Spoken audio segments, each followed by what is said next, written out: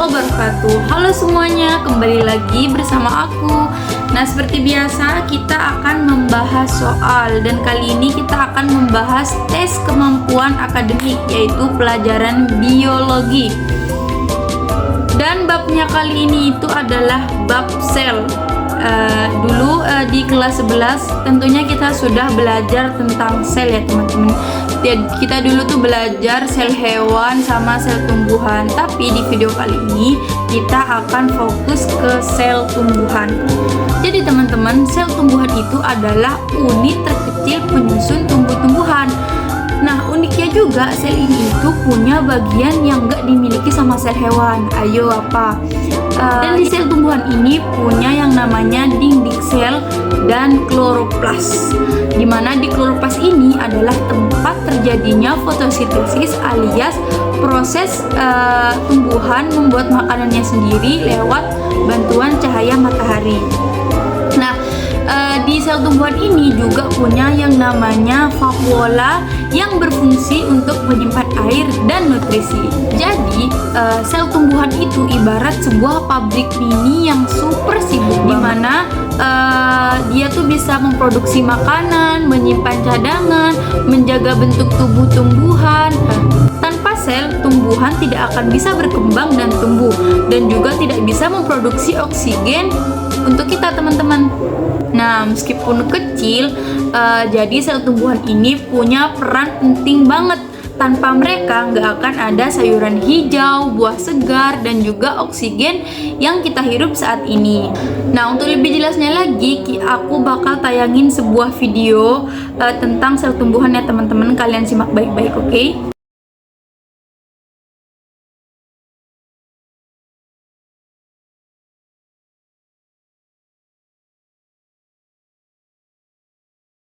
A plant cell, similarly to an animal cell, contains a cell nucleus, in which genetic material is stored in the form of DNA.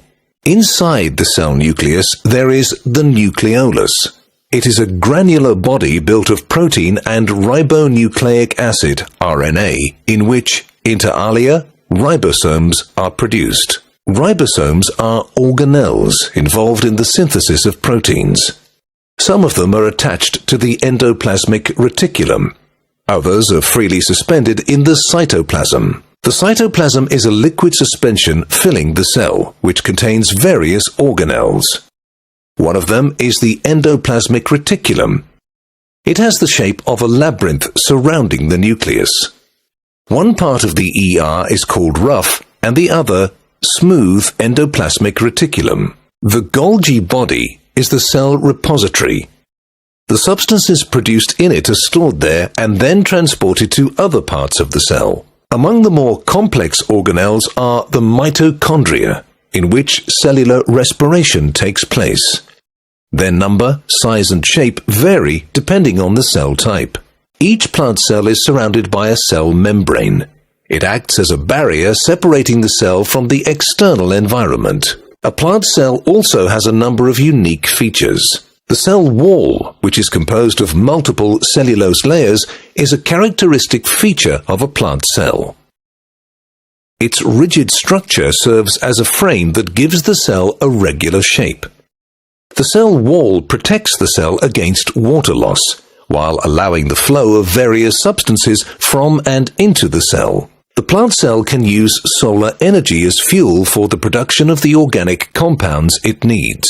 This is possible through chloroplasts found in the cell, which are also known as green bodies. These organelles contain chlorophyll, the green pigment enabling the conversion of solar energy into the energy of chemical bonds. Large vacuoles, whose surface often occupies almost the entire cell, are another unique feature of plant cells. Vacuoles can be likened to huge tanks filled with cell sap, containing mainly water and spare substances. These elements of the plant cell closely cooperate together, ensuring the proper functioning of the cell. They are found in all plant cells, irrespective of the type of plant.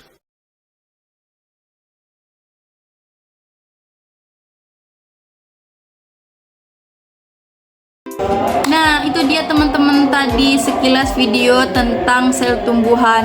Dan next kita bakal bahas soal ya, dimana soal ini juga tentang sel tumbuhan. Oke, kita langsung aja ke soalnya.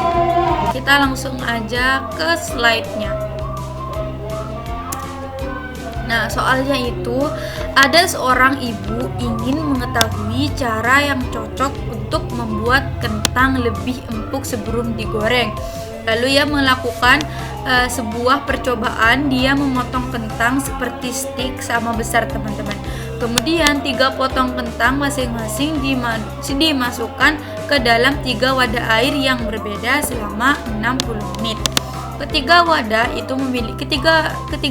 memiliki volume yang sama, tapi berbeda konsentrasi gula. Wadah yang pertama yaitu wadah A itu hanya berisi air saja. Dan wadah yang kedua yaitu wadah B, air dengan konsentrasi gula sebanyak 10%. Dan yang ketiga wadah C itu air dengan konsentrasi gula 20%.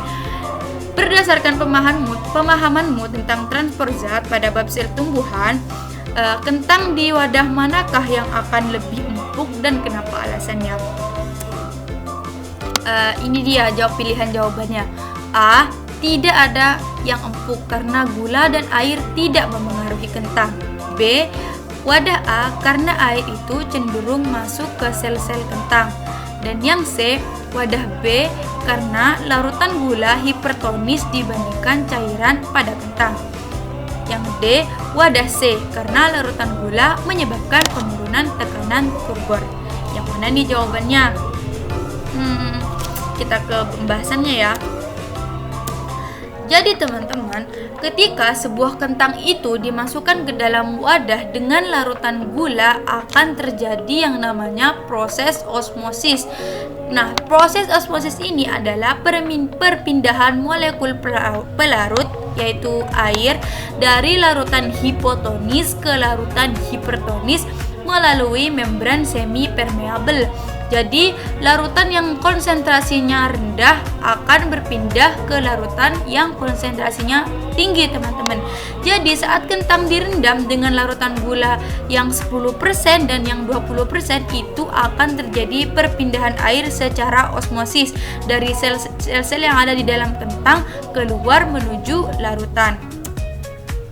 Nah, perpindahan air ini terjadi karena sel-sel kentang itu hipotonis, atau sel-sel dalam kentang itu konsentrasi zatnya itu rendah terhadap larutan gula yang hipertonis, konsentrasinya tinggi, teman-teman. Jadi semakin hipertonis larutan gula, semakin banyak air yang keluar dari sel. Jadi semakin banyak gulanya, itu akan membuat sel yang ada di dalam kentangnya itu air yang di dalam sel kentangnya itu lebih banyak keluar, teman-teman. Jadi, kekurangan air pada sel kentang menyebabkan terjadinya plasmolisis yang mengakibatkan penurunan tekanan turgor. Jika tekanan turgor pada sel kentang menurun, kentang menjadi empuk dan lembek. Nah, jadi yang menyebabkan si kentang ini empuk ini adalah tekanan turgor, teman-teman.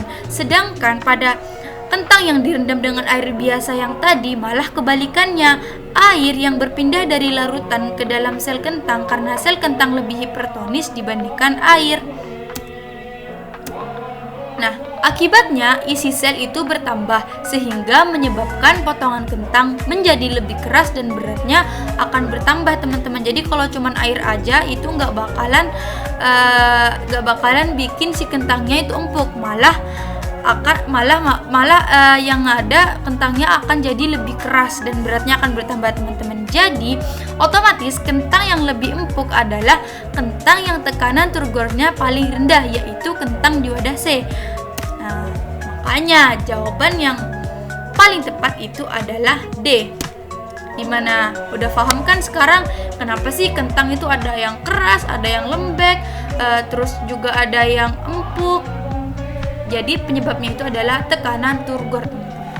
Oke. Terima kasih. Nah, segitu dulu video dari aku, teman-teman. Semoga bermanfaat. Mohon maaf kalau ada kesalahan. Jangan lupa like, comment, share, and subscribe. Sampai jumpa di videoku selanjutnya. Wassalamualaikum warahmatullahi wabarakatuh. Dadah.